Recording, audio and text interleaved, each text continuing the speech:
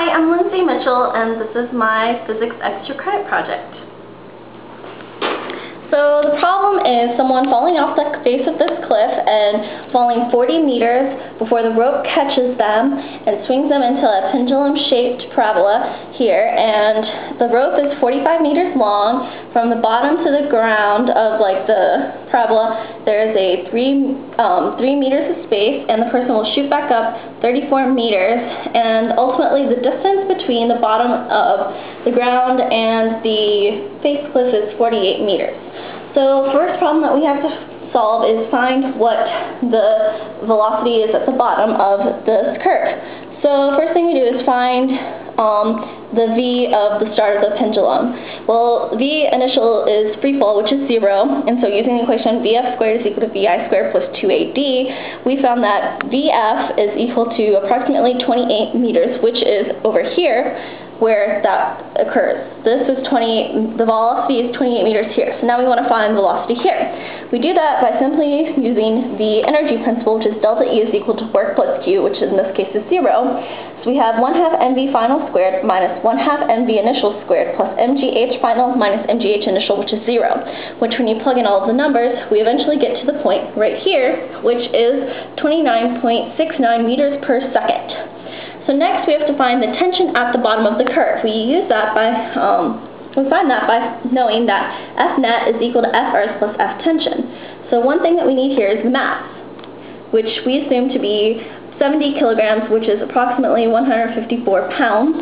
And so we know that F parallel is equal to 0, and F net is then equal to F perpendicular. And F perpendicular is delta P is equal to delta P, the magnitude of P times magnitude of V over R in the n hat direction is equal to the tension in the n hat direction minus mg in the n hat direction.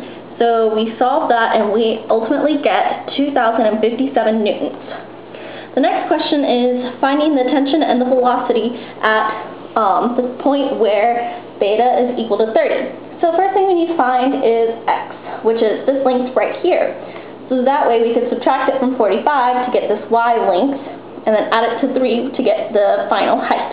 So to do that, cosine of 30 is equal to x over 45, and so we just solve it like I just told you, and you'll eventually get that h final is equal to 48 minus 45 cosine of theta, which is 30.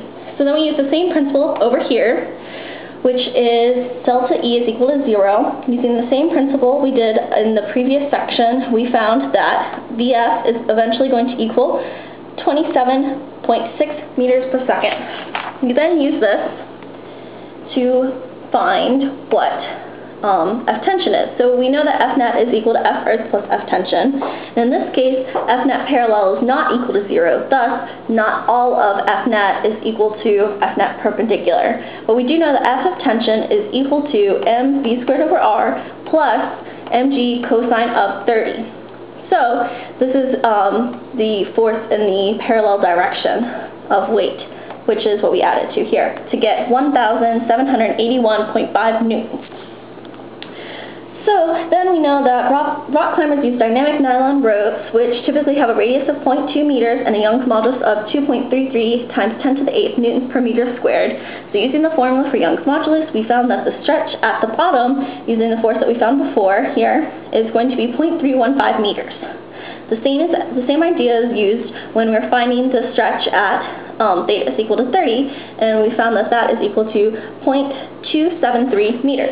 Next, we have my VPython code.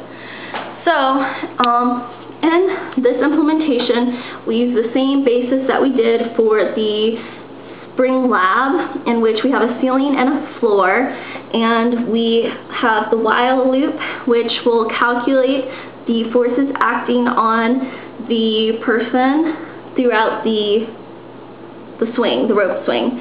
So we actually omitted the part where the person falls because it's just a straight drop beforehand, and we just calculated the initial, and that was what we put into the code. And then we also have a trail so that way you can see the thing, and we also have the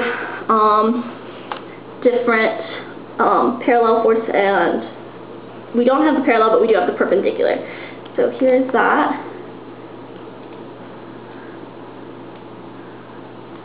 So you have the person falling and getting caught and swinging all the way back up. And this is not accounting for air resistance, which is why that this curve has a parabolic shape and actually reaches the same height as it did before. In real life, it wouldn't reach as high. And that's it.